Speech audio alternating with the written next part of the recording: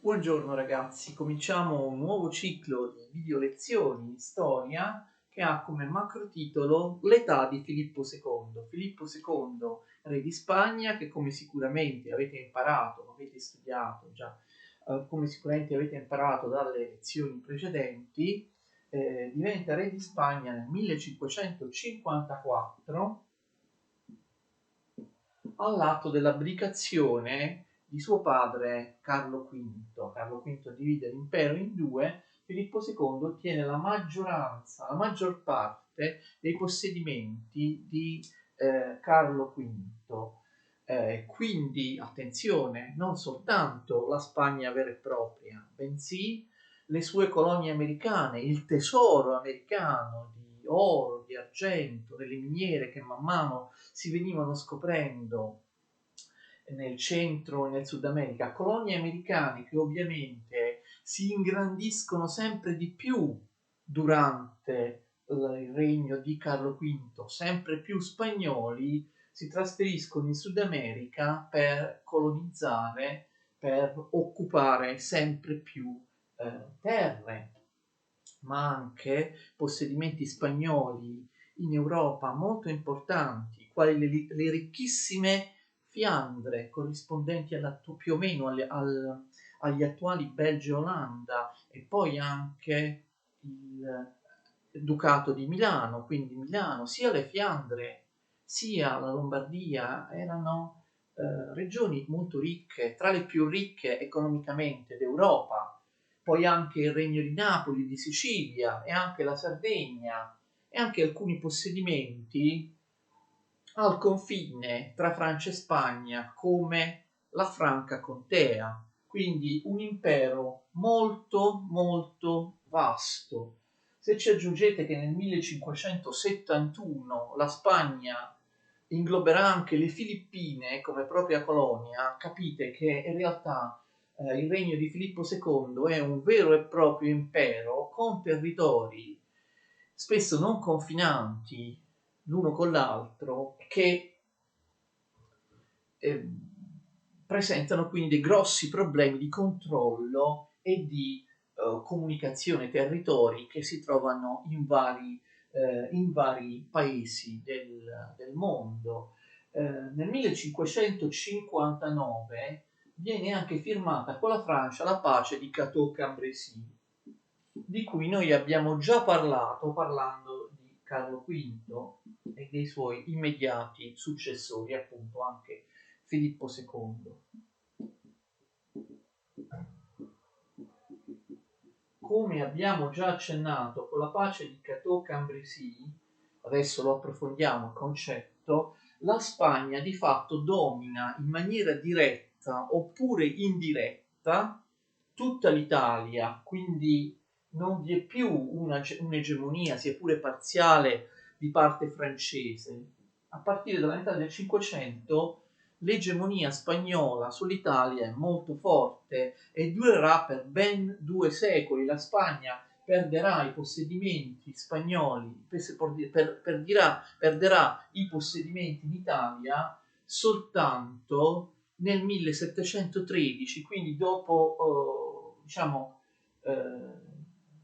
2 secoli, perché in fondo considerate che anche con Carlo V questi possedimenti erano già della Spagna attraverso l'imperatore Carlo V, perderà questi possedimenti dopo 2 secoli nel 1713, soltanto dopo la guerra, la conclusione della guerra di successione spagnola. Quindi abbiamo 2 secoli di egemonia spagnola in Italia. Vedremo poi dopo meglio la situazione dell'Italia. Attenzione, la pace di Cateau-Cambrésis si pronuncia Cateau-Cambrésis, vedete C-A, ok?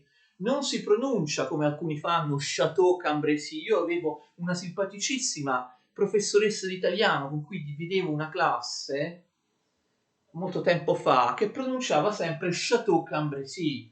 Io mi permisi di correggerla, ma lei proprio non ce la faceva, continuava proprio istintivamente a pronunciare Chateau-Cambrésis.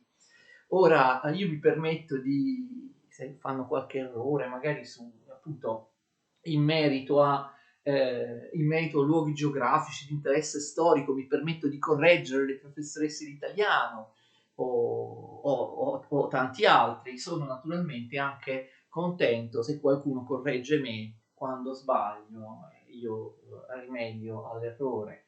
Non si dice Château Cambrésis, Château è un castello, si scrive CH e poi anche alla fine si scrive in maniera diversa. Questo non è un castello, è un posto che si chiama Château Cambrésis con il trattino e l'accento acuto sulla E di Cambrésis e la S alla fine non si pronuncia. Ragazzi, sforziamoci di parlare correttamente.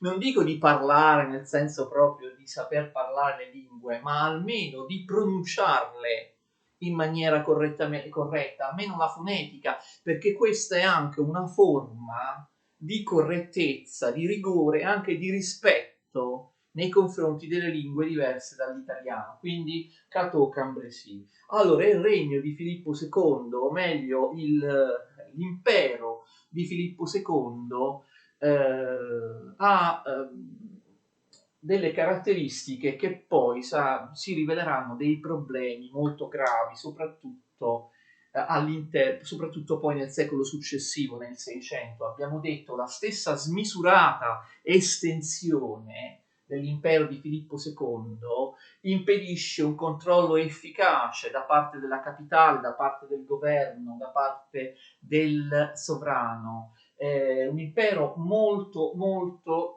grande, non vi erano vie di comunicazione accettabili, d'accordo? Le strade erano pochissime, di pessima fattura. Peraltro, questo problema del controllo delle comunicazioni è aggravato da alcuni fattori. Prima di tutto, già la Spagna, capite, è decentrata rispetto al resto d'Europa, quindi quando deve arrivare una notizia o arrivare un dispaccio da Milano, da Anversa o da altri possedimenti di Filippo II, ci impiega settimane. L'esito di una battaglia o l'elezione di un papa vengono conosciute molto più rapidamente in tutta l'Europa centrale, diciamo così, e occidentale. In Spagna arrivano proprio arrivano proprio in ritardo rispetto a qualunque altro paese, persino l'Inghilterra che ha il mare di mezzo, dove c'è il mare di mezzo con l'Europa, con il resto di Europa. Inoltre Filippo II sposta la capitale da Valladolid. Valladolid era più vicina alla Francia e aveva delle buone vie di collegamento con la Francia, sposta la capitale all'interno della Castiglia, cioè a Madrid. Madrid era molto più decentrata di Valladolid. Madrid era un villaggio insignificante della Castiglia che viene elevato per motivi, come vedremo, ideologici e sentimentali da Filippo II. Madrid viene elevata artificiosamente a capitale. Si trova nell'interno rispetto a Valladolid e diventa capitale anche perché è il centro geografico geometrico della Castiglia, ma non ci sono neanche le strade per arrivare a Madrid. E inoltre Filippo II vuole governare da sovrano assoluto, non che davvero abbia la capacità di controllare tutto ciò che avviene nei suoi domini, perché non era assolutamente così, ma assoluto nel senso di ricondurre a se stesso tutte le decisioni.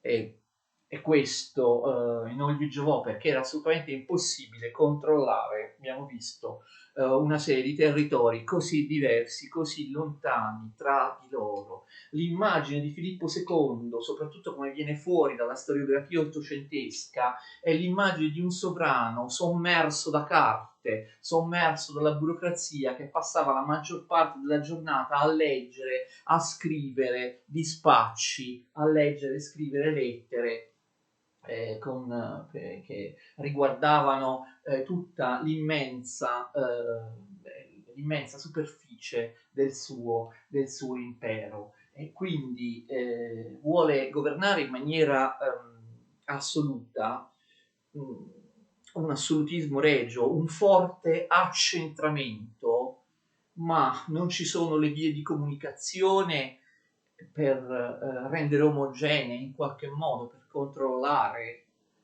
per unificare i suoi possedimenti. Inoltre Filippo II possiede una burocrazia assolutamente inefficiente e un sistema fiscale totalmente inefficiente, quindi non ha proprio i funzionari, non ha proprio le strutture burocratiche per poter davvero governare da sovrano assoluto e in maniera accentrata. La scarsità di comunicazioni è evidente tra centro e periferia. Lui non abita neanche propriamente a Madrid, lui ha ad abitare all'Escorial, che ancora si visita naturalmente, molti turisti vanno là, scusate, Escorial, che si trova a 40 km da Madrid.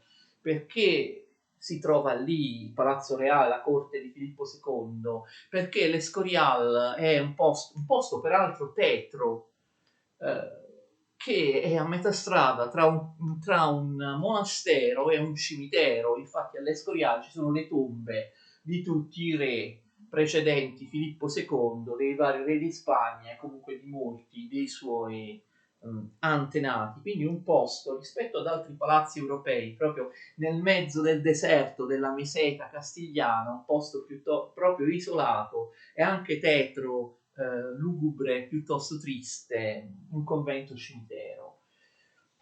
Va quindi a governare all'Escorial. Lui ha dei problemi anche di successione. Si era sposato, un primo matrimonio, non aveva dato figli, la moglie era morta, si sposa in un secondo matrimonio, come noi già sappiamo perché ne abbiamo parlato. Nel 1554 lui sposa Maria Tudor, regina d'Inghilterra. Ovviamente lui, Filippo II, è cattolico e come suo padre Carlo V sarà proprio un difensore della fede cattolica e della Controriforma, quindi è tutto l'interesse di sposare quella sovrana, Maria Tudor, che aveva o stava cercando con difficoltà di restaurare il cattolicesimo al posto del protestantesimo anglicano in Inghilterra. Anche questo matrimonio non gli dà figli, non gli dà una discendenza, peraltro Maria Tudor sopravviverà solo 4 anni, morirà nel 1558. Il matrimonio tra Filippo II e Maria Tudor non viene visto bene dagli inglesi, ne abbiamo già parlato, sappiamo perché gli inglesi volevano restare protestanti. Sposare il campione del cattolicesimo europeo da parte della loro sovrana significava rischiare di dover subire la restaurazione cattolica, l'assolutismo cattolico, che molti nobili e moltissimi borghesi che si erano appropriati delle proprietà della Chiesa cattolica non volevano, e inoltre l'Inghilterra con questo rischiava di diventare una colonia, uno stato satellite sottomesso alla Spagna. In realtà dalla prima moglie Filippo II aveva avuto un figlio che si chiamava Don Carlos, ma ben presto questo figlio diede segni di follia e dovette essere dovette essere tenuto rinchiuso per tutta la vita. Questo non fece che aggravare il pessimismo e il comportamento superstizioso Filippo II. Filippo II era molto molto cattolico, era anche molto superstizioso, aveva dei terrori proprio religiosi, superstiziosi, come sarà anche con i successivi re di Spagna, i suoi discendenti. Quindi Filippo II interpretò la follia di suo figlio Don Carlos come una punizione divina e si fece venire dei sensi di colpa, si macerò per questo, iniziò a pensare forse mio figlio è pazzo, Dio l'ha colpito con questa maledizione perché? Forse perché non sono riuscito a sconfiggere i turchi o per altre questioni del genere. Vedremo che poi avrà una discendenza sposandosi nel suo terzo matrimonio con la principessa francese Elisabetta di Valois, ma questo lo vedremo in seguito parlando delle guerre di religione in Francia. Allora, c'è un dibattito storiografico sicuramente aperto ancora oggi, perché la pessima considerazione in cui la storiografia ha tenuto finora, tiene insomma la Spagna del 600, ma anche della seconda metà del 500, dipende soprattutto da una tendenza ottocentesca di storiografia nordica, inglese o comunque filo-protestante, che ci ha insegnato che in Inghilterra andava tutto bene, l'Inghilterra prospera, moderna, eccetera, mentre la Spagna e l'Italia nel 600 erano posti in cui tutto andava male, c'era un declino economico, uno sfilacciamento nella società, una incapacità di organizzazione, incapacità di produzione, di lavoro, eccetera. Questo sarà anche vero, però bisogna fare molta attenzione. Prima di tutto dei meriti anche Filippo II e i suoi successori nel cosiddetto declino della Spagna e dell'Italia nel Settecento, li ebbero comunque. Per esempio, senza la flotta spagnola probabilmente gli ottomani sarebbero riusciti a occupare e a riconquistare la Sicilia, se non anche altri pezzi dell'Italia. Quindi se in Italia non fu impiantata una civiltà musulmana, questo fu dovuto anche alla flotta degli spagnoli, perché figurati se il re d'Inghilterra interessava che l'Italia fosse occupata dai musulmani. Allora Filippo II e i suoi successori, eh, per quanto bigotti, per quanto conservatori, per quanto fautori dell'inquisizione, della censura, della repressione, avevano comunque questo senso, no, di dover fare la guerra santa, la crociata contro gli infedeli, contro i maomettani, contro i turchi, e quindi si adoperarono per far sì che gli ottomani, che spadroneggiavano comunque con la pirateria, devastando le nostre coste, le coste italiane, eh, non potessero anche addirittura occupare pezzi dell'Italia. Inoltre c'è da dire che noi possiamo pensare alla Spagna e all'Italia nella seconda metà del Cinquecento, attenzione, questo è un concetto importante, possiamo pensare alla Spagna e all'Italia nella seconda metà del Cinquecento come paesi in declino soltanto perché ragioniamo ex post, perché sappiamo quello che è venuto dopo, perché sappiamo interpretare degli indizi, dei segnali, delle condizioni che però all'epoca non potevano essere interpretate come indizi di un declino. In effetti, nella seconda metà del Cinquecento, nessuno in Europa, tantomeno in Spagna e in Italia, si era accorto che stava iniziando il declino, ma sicuramente arriverà il declino, siamo condannati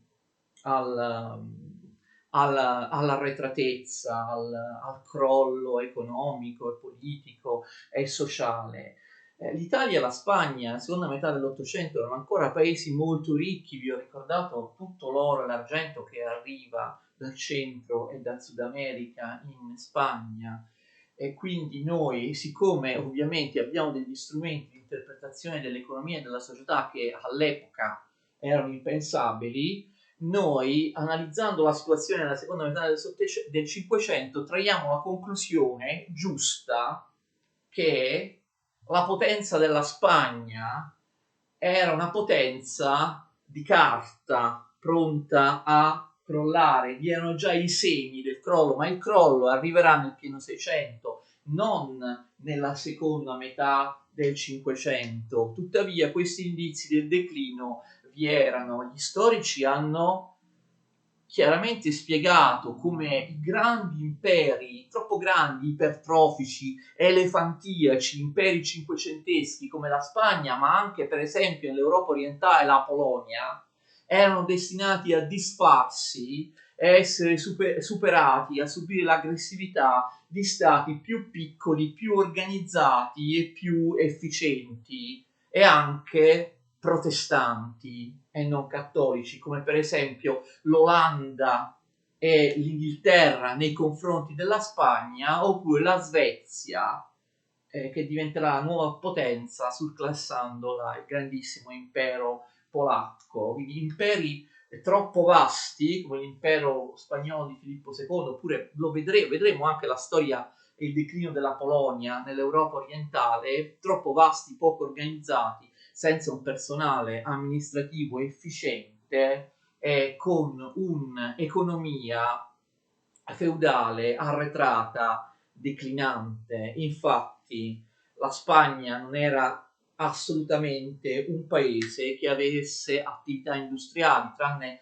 le manifatture della Castiglia. Era un paese contadino, ma contadino arretrato. La Spagna, l'abbiamo detto altre volte, non riesce neanche a sviluppare una agricoltura moderna.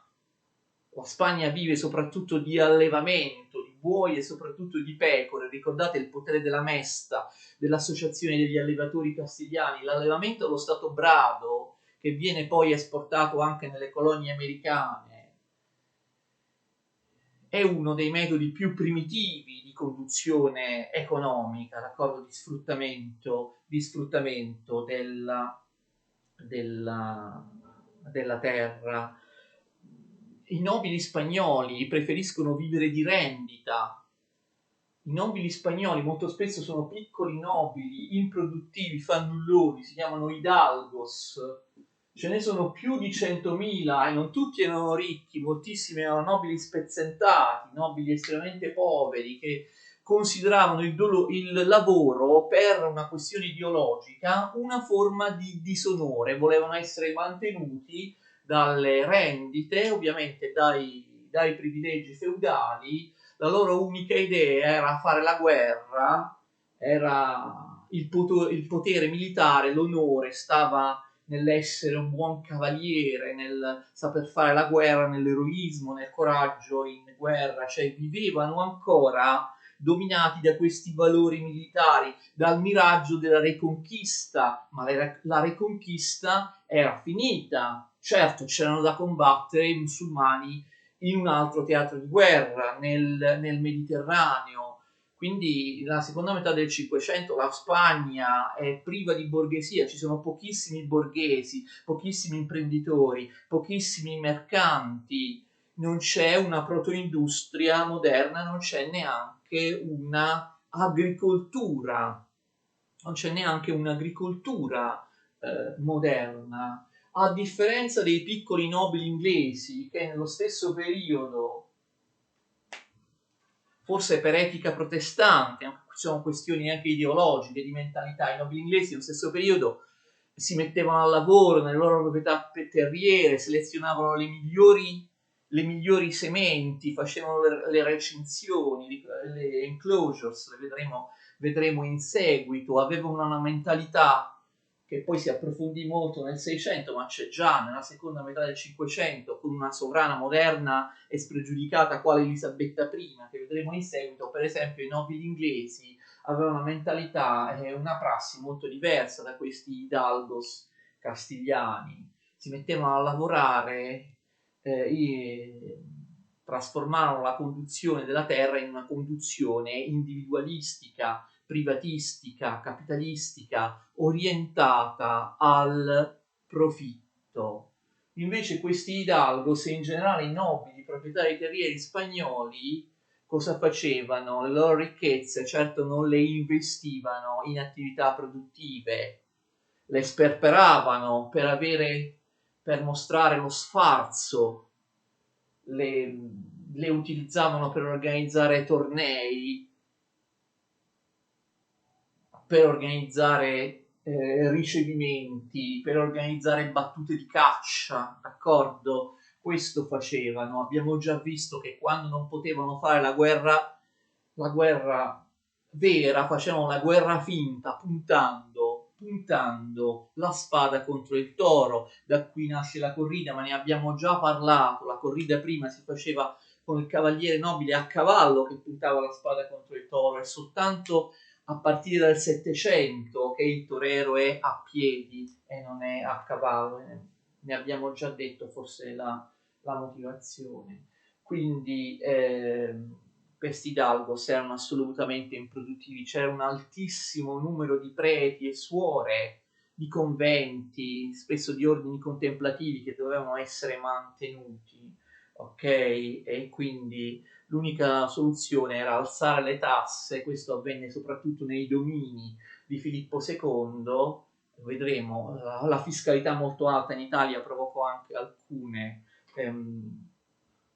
alcune rivolte, quindi l'economia era quella che era, però ripeto, era molto discutibile, arretrata, la Spagna perde il treno del capitalismo moderno, non capisce neanche che cosa sia il capitalismo moderno, però ripeto, all'epoca tutte queste cose non venivano considerate negativamente, non venivano proprio percepite. L'arrivo sempre più massiccio di oro e di argento dalle miniere americane dava l'illusione della ricchezza, anche se molti storici sostengono che proprio questi arrivi massicci di oro e argento abbiano provocato l'inflazione.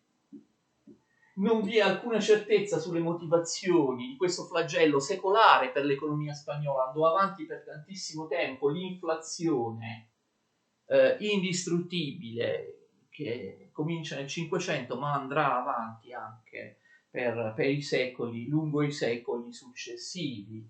L'inflazione fa sì che i mercanti stranieri abbiano interesse a vendere in Spagna perché naturalmente guadagnano molto bene vendendo le loro merci in Spagna,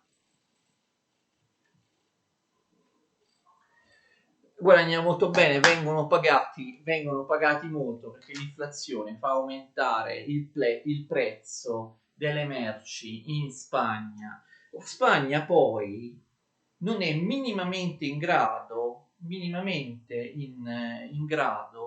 di fornire di merci, di ogni tipo di merci, le proprie colonie nell'America Latina, colonie che si stavano, come abbiamo visto, ingrandendo. I coloni spagnoli avevano bisogno di tutto, dai tessuti agli oggetti di vetro, oggetti di seta, armi, merci di ogni tipo, che la Spagna non era minimamente in grado di produrre nella madrepatria. Nelle colonie spagnole in America, figuriamoci, neppure lì sono in grado di mettere su delle industrie e produrre delle merci, e quindi che significa che la Spagna, sia nella madrepatria, ma soprattutto nelle colonie, deve acquistare tutto ciò che serve, tutte le merci necessarie da mercanti stranieri, d'accordo? Quindi inizia a essere dipendente dall'economia di altri paesi, di Venezia, dell'Inghilterra, ma soprattutto della Francia, ma addirittura anche dei mercanti di Lisbona provenienti dal Portogallo, un altro paese economicamente non florido. Quindi l'arrivo di oro e argento dalle miniere americane dava solo l'illusione della ricchezza. Spesso quest'oro e quest'argento non riuscivano neanche, per così dire, a vedere il suolo spagnolo, venivano immediatamente scambiati, oro e argento, già quando erano nelle navi, nei porti, con le merci dei mercanti stranieri. I mercanti stranieri prendevano l'oro e l'argento in cambio di tutte le merci che la Spagna e le colonie spagnole non erano in grado di produrre. Altra gravissima difficoltà di Federico II, attenzione, era il separatismo della Catalogna. Voi sapete che il problema c'è già, ma l'abbiamo già sottolineato nei cicli di lezione precedenti, perché non è che inizia ora. La Catalogna era sempre stato un'entità politica diversa dalla Castiglia. La Catalogna non aveva mai voluto unificarsi con la Castiglia, nonostante ormai l'unificazione fosse ufficiale a partire da una regalia di Carlo V, quindi non da molto tempo l'unificazione di Castiglia e Catalogna era ufficiale, La Catalogna non ne voleva sapere di sottomettersi alla Spagna. Più di Catalogna, ve lo ricordate, bisognerebbe parlare di Aragona. L'Aragona era divisa in tre, l'abbiamo detto 1000 volte. L'Aragona storica,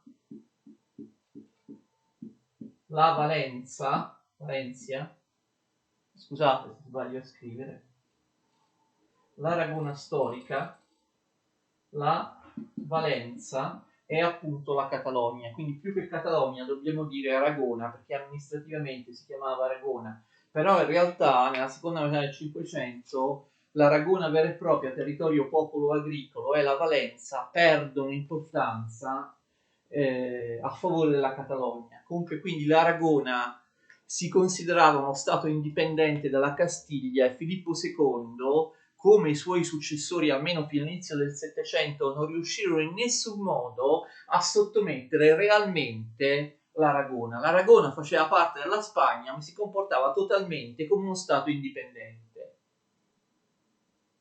Era peraltro, da un punto di vista economico, più sviluppata della Castiglia. La Castiglia, Madrid, Filippo II non riescono in alcun modo a sottomettere la parte orientale del regno all'Aragona. L'Aragona non paga le tasse alla Spagna, l'Aragona si sottrae totalmente al controllo da parte di Madrid, da parte del sovrano spagnolo. Quindi di fatto quando parliamo di Spagna dovremmo parlare più propriamente di Castiglia, perché soltanto la Castiglia era il territorio dominato effettivamente, realmente dal re di Spagna. L'Aragona si sottraeva come si era sottratta in passato, come si continuerà a sottrarsi anche a lungo in seguito. Bene, concludiamo qui, spero di non aver dimenticato niente. Questa presentazione della Spagna nella seconda metà del Cinquecento, Spagna governata dal 1554 al 1598 per un lungo periodo da Filippo II, che quindi darà il nome a un'epoca. La seconda metà della Spagna si chiama anche epoca di Filippo II o età di Filippo II.